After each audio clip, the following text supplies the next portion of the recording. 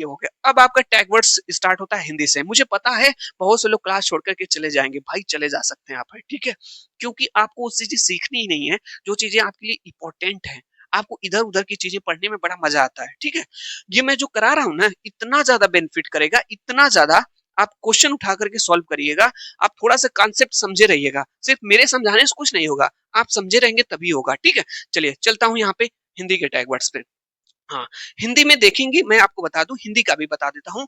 हिंदी में 30 प्रश्न पूछे जाते हैं। इन 30 प्रश्नों में 15 प्रश्न आपके शिक्षण से पूछे जाते हैं, पेडागोजी से पूछे जाते हैं। बाकी 15 प्रश्न में आपका गद्यांश आता है, गद्यांश आता है प्लस पद्यांश आता है, ठीक है। चलिए, ये जो 15 नंबर है, ये आपके 15 नंबर पक्के होने वाले हैं। 15 नंबर आपके पक्के, अगर इसको आप देख लेते हैं, जो भी 5-10 मिनट का समय हिंदी के लिए लग रहा है टैग वर्ड्स के लिए, ठीक है, पूरा अच्छे से नोट कर लीजिए, समझ लीजिए। पहले चलते हैं सीधे टैग वर्ड्स पे। ये रहा आपके पास हिंदी का टैग वर्ड्स। एक बार आप स्क्रीनशॉट ले लीजिए, एक बार प्लीज स्क्रीनशॉट लीजिए, आप समझ में आपको आ जाएगा। इसके बाद हम एक्सप्लेन करते हैं, समझाते हैं, प्लीज आप लोग एक बार लें। हाँ, चलिए, बहुत ही शानदार यहाँ पे है। देखिए, यहाँ पे भाषा प्रयोग के विविध अवसर, ठीक है, बच्चों को। अब यहाँ पे देखिए, आप किसके प्रश्न को सॉल्व कर रहे हैं, हिंदी के ना। आप हिंदी के टीचर बन जाइए।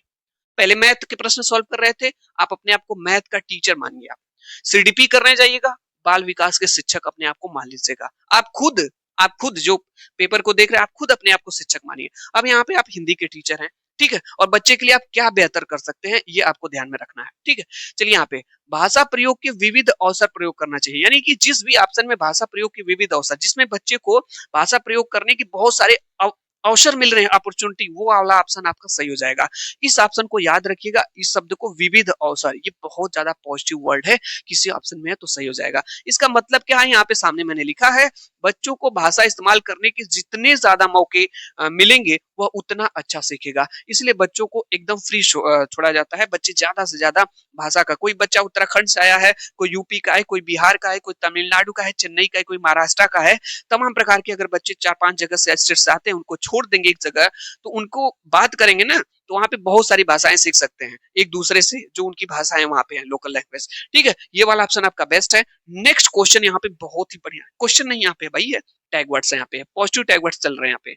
समृद्ध भाषिक परिवेश, यानी बच्चों के लिए भाषा सीखने के लिए बहुत ही अच्छा परिवेश, बहुत ही अच्छा इन्वायरमेंट उपलब्ध कराना चाहिए। जैसे देखे होंगे छोटे बच्चों की क्लास में पूरी दीवार को कलर कर दिया जाता है, उसमें कुछ राष्ट्रीय पुष्प, राष्ट्रीय फूल, फिर उसके बाद गिनती टेबल्स छपे हुए रहते हैं, कुछ चित्र बने हुए रहते हैं, यहाँ तक कि उनकी जो बाल साहित्य की पुस्तक होती है, उसमें भी चित्र दिया जाता है। तो उनको समृद्ध भाषिक परिवेश, इन्वायरमेंट प्रदान करना चाहिए। उसमें होता क्या है, इसमें होता क्या है भाई, इसमें समझ लीजिए कि कक्षा में जैसे चार्ट पेपर लगा होता है, टंगा रहता है, पोस्टर लगे रहते हैं, बाल साहित्य का होना होता है, इससे बच्चा बड़ा अट्रैक्टिव होता है उस चीज की तरफ, और बड़ी ही आसानी से सीखता है। तो उनको जो है कि समृद्ध भाषिक परिवेश, इन्वायरमेंट प्रदान करना चाहिए। नेक्स्ट आपका क्या है, यहाँ पे अर्थ ग्रहण करना, यानी कई बार एग्जाम में प्रश्न आया, जब बच्चा कोई चीज पढ़ता है तो ये मत सोचा करिए बस पढ़ रहा है, पढ़ने के लिए नहीं है, उस चीज का अर्थ ग्रहण करने के लिए जो वो पढ़ता है। तो यहाँ पे अर्थ ग्रहण करने का मतलब है, पढ़ने का मतलब होता है केवल उच्चारण नहीं, कि बच्चा बोल रहा है उसका उच्चारण कर रहा है, बल्कि समझ कर पढ़ना होता है, उसके अर्थ को समझना होता है। तो जब पढ़ते हैं बच्चे ना, तो ये जान चाहिए वो अर्थ समझने के लिए पढ़ते हैं, सिर्फ बोल बोल करके पढ़ने का ही मतलब नहीं होता है। तो सही ये आपके पॉजिटिव टैग वर्ड्स हैं। इसके बाद यहाँ पे एक और मिलता हुआ सहज अभिव्यक्ति, यानी कि यहाँ पे देखिएगा, बच्चों को बिना डरे अपनी बात कहना है, यानी कि बच्चों को ऐसा इन्वायरमेंट आपको क्रिएट करना है। अगर आप हिंदी के टीचर हैं, हिंदी के शिक्षक हैं, तो बच्चे सहज अभिव्यक्ति, मतलब डरे ना। कई बार बच्चे डरते हैं, उनके अंदर क्वालिटी होती है, प्रतिभा होते हुए भी बहुत सारे बच्चे अपनी बात को नहीं रख पाते हैं, सहज महसूस नहीं करते हैं। जैसे हम ही लोग कहीं पे जाते हैं तो सहज महसूस नहीं कर पाते हैं, एग्जाम्स में जाते हैं तो वहां सहज नहीं महसूस कर पाते हैं, ठीक है। तो यही चीज है, बच्चों को बिल्कुल डरना नहीं है भाई, ये सहज अभिव्यक्ति उनके लिए बहुत ज्यादा जरूरी है।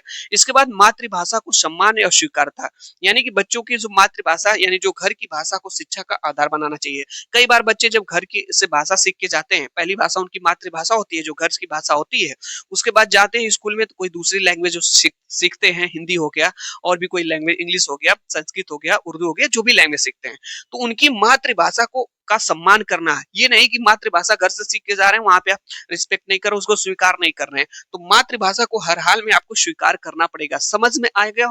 हाँ सर, बिल्कुल समझ में आ रहा है। एक एक चीज समझते चलिए, क्लास में बने रहिए, सब कुछ बताऊंगा। आज इस क्लास से आपके 60 से 70 नंबर फिक्स कर देता हूँ, ठीक है। चलिए, यहाँ पे देखिएगा अभी भी पॉजिटिव टैग वर्ड्स चल रहे हैं। ये थोड़े से बड़े आकार में हमने बना दिया है। यहाँ पे देखिए, यहाँ पे बहुभाषिकता एवं एक संसाधन, यानी देखे होंगे बच्चे, बहुभाषिकता, बहुभाषिकता मतलब होता है मल्टी लैंग्वेज, बहुत सारी भाषाएं। बहु मतलब बहुभाषिकता मतलब भाषा। एक पर क्या होती है हमारी, संसाधन होती है। अच्छा, बच्चे जब क्लासरूम में होते हैं, कोई बच्चा पंजाब से पढ़ने आया है, कोई यूपी से पढ़ने आया है, कोई बिहार से पढ़ने आया है, अलग अलग बच्चे पढ़ने आए हैं, तो उनकी भाषा अलग अलग होगी, तो बहुभाषिकता हो जाएगी। जब आपस में बात करते हैं नन्हे मुन्ने बालक, तो ये जो बहुभाषिकता होते हैं, मल्टी लैंग्वेज, पंजाबी बोल रहे हैं, हिंदी बोल रहे हैं, भोजपुरी बोल रहे हैं, जो भी है लैंग्वेज उनकी है, तो आपस में जब बोलते हैं ना, तो इसी को कहा जाता है बहुभाषिकता। और यह एक संसाधन का काम करती है बच्चों में, ठीक है। यहाँ पे देखिएगा, क्लास में अलग अलग भाषाओं का होना समस्या नहीं है। ऐसा नहीं कि बच्चे अलग अलग भाषाएं बोल रहे हैं तो ये प्रॉब्लम्स नहीं है, ऐसा नहीं सोचना चाहिए अगर आप एक शिक्षक हैं हिंदी के, तो बल्कि एक एसेट्स है, मतलब एक संपत्ति है उनकी, संसाधन है, ये समझना चाहिए, ठीक है। चलिए, तो ये आपको समझ में आ गया होगा बहुभाषिकता। हाँ सर, समझ में आ गया। यहाँ पे देखेंगे विभिन्न संदर्भ। विभिन्न संदर्भ क्या होता है, इसको समझते हैं। देखिए, भाषा को अलग अलग स्थितियों, कॉन्टेक्स्ट में जोड़कर सिखाना चाहिए। यानी जो भाषा होती है, बच्चों को अलग अलग स्थितियों में उसको जोड़ करके जो है कि सिखाना चाहिए, एक ही तरीके से नहीं, कई तरीके से। तो अगर किसी ऑप्शन में विभिन्न संदर्भ दिखे और बहुभाषिकता एक संसाधन, अगर ये सब दिखे, तो आपके ऑप्शन वही सिलेक्ट कर लीजिएगा, वही आपके सही हो जाएगा, ठीक है। हाँ सर, यहाँ पे देखेंगे अगला, व्यापक कथन, यानी जिसमें खेल, कहानी, कविता और बातचीत करना शामिल हो। व्यापक कथन का मतलब होता है, आप समझिए, व्यापकता, पूरा विस्तार, ठीक है, जिसमें बच्चा खेल भी हो, कहानी भी हो, कविता भी हो और बातचीत करे। इन सब चीजों से बच्चा सीखता है। ऐसा थोड़ी ना खेल से नहीं सीखता। अरे भाई, खेलेगा, बच्चे खेलते हैं तो कुछ न कुछ भाषा का प्रयोग करते हैं, बच्चे कहानी सीखते हैं, बोलते हैं, कविता पढ़ते हैं, तो इन सब चीजों को, तो जो हमारी भाषा है ना, व्यापक कथन है, ये याद रखिएगा, व्यापक होनी चाहिए। इसके बाद आपका जो है पोर्टफोलियो, बहुत ज्यादा इंपॉर्टेंट, पोर्टफोलियो कई बार एग्जाम में आता है। कुछ लोग तो यही नहीं समझ पाते सब पोर्टफोलियो होता क्या है, समझाता हूँ, समझिए। यहाँ पे पोर्टफोलियो का मतलब होता है बच्चे के क्रमिक विकास का आकलन करने का सबसे अच्छा तरीका है। यानी कि हमेशा एक चीज समझ लीजिए, ऐसे समझ लीजिए, पोर्टफोलियो का मतलब होता है बच्चे के अंदर कितना विकास हुआ, आप क्रम दर क्रम उसका आकलन करते रहिए। यानी जैसे बच्चों का टेस्ट होता है ना, जैसे आप स्कूल में हम लोग पढ़ाते हैं, आप लोग पढ़ाते हैं, तो पढ़ाने में जब बच्चों का साप्ताहिक टेस्ट लिया जाता है, कोई चैप्टर पढ़ा है, साप्ताहिक टेस्ट ले लिया, आप मंथली टेस्ट ले रहे हैं उसका बच्चे का, तो रेगुलर टेस्ट हो रहा है कि नहीं हो रहा है। तो यही है बच्चे की क्रमिक विकास का आकलन करने का अच्छा तरीका है। तो सिर्फ टेस्ट लेना ही पोर्टफोलियो नहीं है, बच्चे के अंदर शारीरिक कितना विकास हो रहा है, मानसिक कितना विकास हो रहा है, उसका आकलन आपको करते रहना चाहिए। उसी को कहा जाता है पोर्टफोलियो। क्या कहा जाता है? पोर्टफोलियो कहा जाता है, याद रखिएगा। बच्चे के अंदर क्रमिक विकास, जो धीरे धीरे विकास हो रहा है, इसी का सबसे अच्छा तरीका होता है आकलन करने का, पोर्टफोलियो उसी को कहा जाता है। समझ में आ गया? हाँ सर। अब यहाँ पे स्टार्ट है निगेटिव टैग वर्ड्स। अगर ये किसी ऑप्शंस में दिखते हैं, हिंदी के ऑप्शंस में, पेपर में, तो ऑप्शन आपके गलत होंगे, ठीक है। मैं एक बार फिर बता दूं, सीटेड पेपर फर्स्ट और सेकंड दोनों लोगों के लिए बहुत महत्वपूर्ण क्लास है यहाँ पे। चलिए, यहाँ पे दिया है कि व्याकरणिक नियमों पर बल। अरे भाई, एक चीज ध्यान दीजिए, अगर आप बच्चे को हिंदी भाषा सिखा रहे हैं तो व्याकरण पे जोर नहीं देना है। यहाँ पे देखिए, व्याकरण नियमों पे बल देना चाहिए, ये बिल्कुल नहीं है।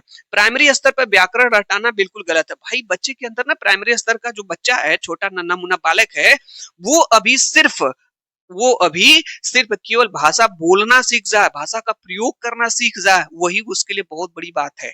वही उसके लिए बहुत बड़ी बात है। समझ गए कि नहीं? व्याकरण क्या से सीखेगा अभी, ठीक है। तो व्याकरण बिल्कुल गलत होगा। किस लेवल पे? याद रखिएगा, प्राथमिक स्तर पे बात यहाँ पे है।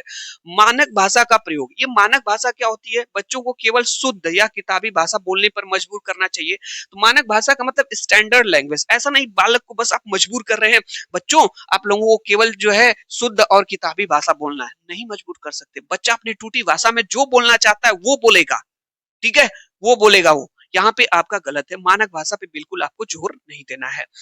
सुंदर लिखावट या वर्तनी की शुद्धता, ठीक है, यानी कि लिखने में सामग्री कंटेंट ज्यादा जरूरी है, लिखावट नहीं है, ठीक है।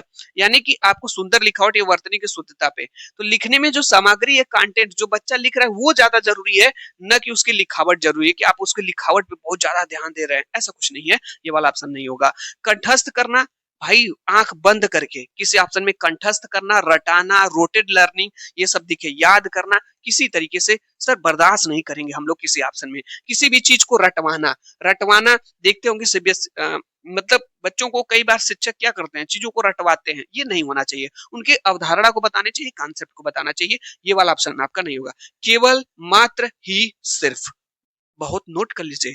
केवल, मात्र, ही, ये ही वाला बीच बीच में देता है। सिर्फ, अगर ये किसी विकल्प में है तो उस विकल्प को सीमित कर देते हैं, वो वाला ऑप्शन आपका नहीं सही होगा, मतलब ये भी गलत है। उसके बाद त्रुटियों पर कठोरता, यानी कि बच्चों को बार बार जो है गलतियां जो है करने से रोकना। अरे भाई बच्चा अगर आप बार बार गलतियां करने से रोकेंगे तो कभी नहीं सीख पाएगा। यानी गलतियां सीखने का हिस्सा होती हैं, ठीक है। गलतियां जो होती हैं सीखने का हिस्सा होती है। बच्चा जब सीखेगा तभी तो गलतियां करेगा, और बार बार उसे रोकेंगे तो नहीं सीख पाएगा ना। तो ये जो है कि त्रुटियों पर कठोरता नहीं होना चाहिए, लचीलापन होना चाहिए। ये ऑप्शन आपका नहीं होगा। पाठ्य पुस्तक तक सीमित, बच्चों का जो ज्ञान है केवल पाठ्य पुस्तक तक सीमित नहीं रखना चाहिए, ये वाला भी है। तो ये कुछ टैग वर्ड्स थे इधर इस साइड, आप लोग इसको जान लीजिए, ये नोट किए रहिएगा, दिमाग में फीड किए रहेंगे, आंसर देते समय काफी हेल्प मिलेगी, ठीक है।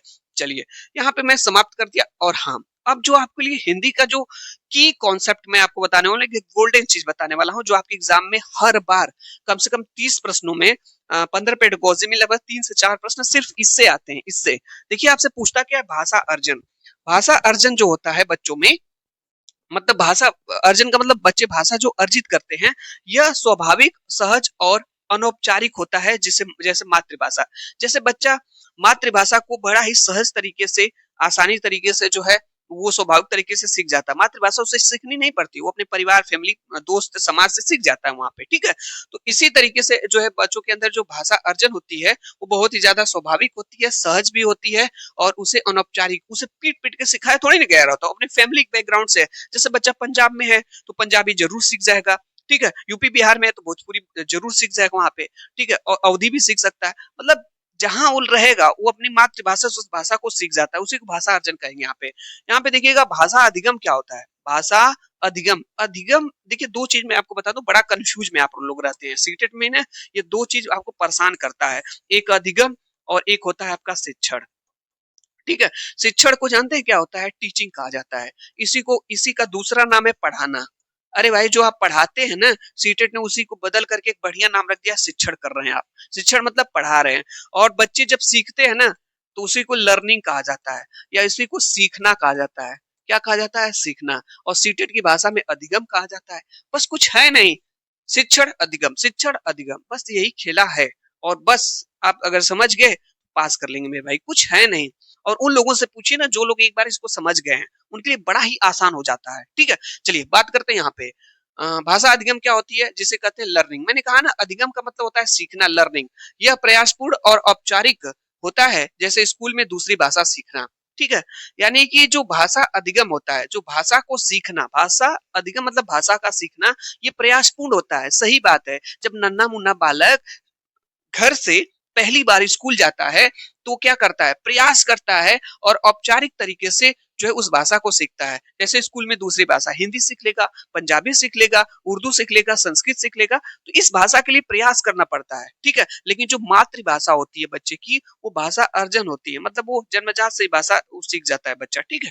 चलिए यहाँ पे आपसे भाषा कौशल से प्रश्न पूछता है। यहाँ पे देखिए भाषा अधिगम समझ में आ गया होगा, भाषा अर्जन समझ में आ गया होगा आपको। यहाँ पे देखिए भाषा कौशल से प्रश्न पूछता है। देखिए भाषा जो कौशल होते हैं वो 4 होते हैं आपके पास, ध्यान से समझ लीजिए। भाषा कौशल आपके पास 4 होते हैं। कौन कौन से, जैसे सबसे पहले काम क्या है, सुनना। कान दिया गया सुनने के लिए, तो सबसे पहला जो भाषा कौशल है आपका सुनना। जब आप सुनते हैं तो बोलते हैं। दूसरा कौशल आपके पास है बोलना। जब बोलना सीख जाते हैं तो पढ़ना सीखते हैं। जब वही बात होती है ना, जब बच्चा पहले नन्हा-मुन्ना बालक होता है, तो पहले सेंसेस के माध्यम से लोगों की बातों को सुनता है। फिर उसके बाद जैसे-जैसे थोड़ा-सा बड़ा होता है, 6 महीने, साल भर का हो जाता है, तो जब बोलने लगता है, ठीक है? क्या करने लगता है? बोलने लगता है। और फिर जब बोलने लगता है, थोड़ा-सा और बड़ा होता है, तो स्कूल जाता है पढ़ने के लिए। जब पढ़ना सीख जाता है, तो लिखना भी सीख जाता है। ये 4 कौशल होते हैं, याद रखिएगा, भाषा कौशल के 4 कौशल। LSRW होते हैं। LSRW, लिसनिंग सुनना, स्पीकिंग बोलना, रीडिंग लिखना और राइटिंग पढ़ना। चलिए, यहाँ पे जो है कि ये जो इसके बारे में जान लीजिए, ये जो चारों कौशल होते हैं, ये अंतः संबंधित होते हैं, इंटर रिलेटेड होते हैं। बिल्कुल सही है, एक दूसरे से जुड़े हुए रहते हैं। ऐसा थोड़ी ना पहले सुन लिया बच्चा तो लिखना स्टार्ट कर देगा। नहीं भाई, पहले सुनना बच्चे में, छोटे बच्चों में होता है, फिर बोलना, फिर पढ़ना, फिर लिखना। ये चारों चीज आपस में इंटरेक्टेड होती, अंतः संबंधित होती हैं। चमस्की जो है, इनके बारे में क्या है? चमस्की महोदय के बारे में आप जानते रहिए। उन्होंने कहा कि बच्चों के अंदर जो भाषा अर्जन की क्षमता होती है, वो जन्मजात होती है। किसी को भाषा सिखाने की बच्चों को जरूरत नहीं है, वो अपने आप जो है कि भाषा जन्म से ही बच्चे सीख कर आते हैं। ठीक है, इन्होंने चमस्की महोदय को याद रखिएगा, इनसे कई बार एग्जाम में हिंदी में प्रश्न पूछा गया। तो ये हिंदी के मैंने आपको 15 प्रश्न पेडागोजी के बताए। अगर इसके आधार पे आप प्रश्न करते हैं तो सभी प्रश्न आपके सही हो सकते हैं।